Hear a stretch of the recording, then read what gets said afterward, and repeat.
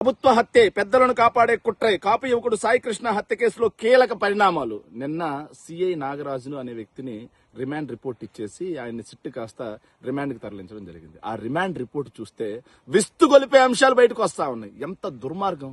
పోలీసులు ఒక యువకుడిని లాకప్ డెత్ చేసి, సాక్ష్యాధారాలు మాయం చేసి, శవాన్ని మాయం చేసి, ఆఖరికి బూడిదను కూడా మాయం చేసి, ఇంత దుర్మార్గంగా ఆంధ్రప్రదేశ్ లో జంగిల్ రాజు నడుస్తా ఉంటే ఎంత దుర్మార్గం అంటే, వాస్తవంగా ఎవరైనా సరే అనాథ శవం అని చెప్పేసి తగలబెట్టేటప్పుడు తుంటి ఎముక తీయాలి, తర్వాత అతనికి సంబంధించినటువంటి పంచనామా చేయాలి, పంచనామాతో పాటుగా ఫోటోలు తీయాలి, ఫోటోలు తీసి పత్రికా ప్రకటన ఇవ్వాలి, పత్రికా ప్రకటన ఇచ్చిన తర్వాత 72 గంటల తర్వాత ఆయన అరెస్ట్ చేయాలి. ఇదంతా ఫార్మాలిటీ. కానీ శవం మాయం, సిసి ఫుటేజ్ మాయం, ఈ సాక్ష్యాధారాలు మొత్తం మాయం. ఎంత దుర్మార్గం అంటే, హత్యా సమయం, ప్రదేశం, ఆయుధం ప్రస్తావనే లేకుండా, ఏ ప్రస్తావన లేదు రిమాండ్ రిపోర్ట్ లో. అసలు సాక్షులు ఎవరు, ఆ ప్రస్తావన లేదు. అసలు నిందితుడు ఎవరు, ఆ ప్రస్తావన లేదు.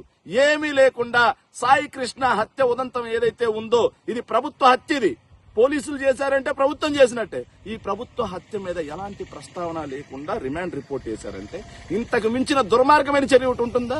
నిజంగా ఇందులో పెద్దల ప్రమేయం లేకపోతే ఎందుకని చెప్పి దర్యాప్తు నిష్పక్షపాతంగా జరగకుండా, దర్యాప్తు ఏదైతే ఉందో నిజాన్ని నీరుగార్చే విధంగా, నిజాన్ని తుంగలో దొక్కే విధంగా జరుగుతుంది అనే విషయాన్ని నిజంగా చెప్పాలి. ఇది ఆ రిపోర్ట్ చూస్తే, రిమాండ్ రిపోర్టు తూతూ మంత్రంగా ఏదో కేసులో నుంచి సిఐ నాగరాజును కాపాడాలి, ప్రభుత్వ పెద్దలను కాపాడాలి అన్న ఉద్దేశంతో ఆ రీతిలోనే దర్యాప్తు సాగుతుంది తప్పిస్తే, బాధితులు ఎవరైతే ఉన్నారో బాధితులకి అండగా, బాధితులకి న్యాయం చేసే విధంగా దర్యాప్తు కొనసాగట్లేదు. అందుకే మొట్టమొదటి నుంచి వైఎస్ఆర్ కాంగ్రెస్ పార్టీ ఒకటే డిమాండ్ చేస్తా ఉంది.